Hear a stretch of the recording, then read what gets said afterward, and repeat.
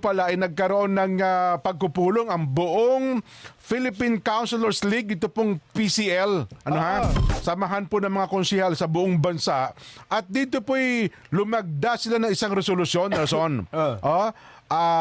Ang resolusyon pong ito ay isinagawa sa kanilang pag-uusap dyan sa World Trade Center sa Pasay City. At alam mo ba kaya napagkasunduan?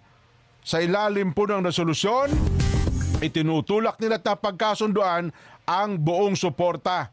Aba, kay dating DLG Secretary Benar Abalos. Ayon!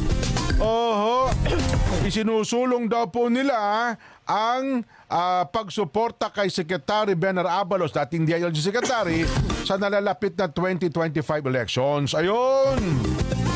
Kinilala din po nila ang naging bahagi ni Secretary Abalos sa DILG at pagiging dating mayor, matagal na mayor po ng Mandaluyong City.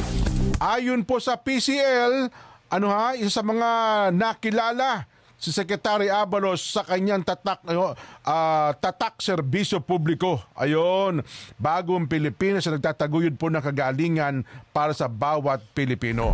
Ang lagi nating narinig sa kanya ay gawa, hindi salita. Ayun! Sa bahagi po naman daw po ni Secretary Abalos ay taos-puso siya nagpapasalamat sa buong pamunuan ng Philippine Councilors League. Ayun!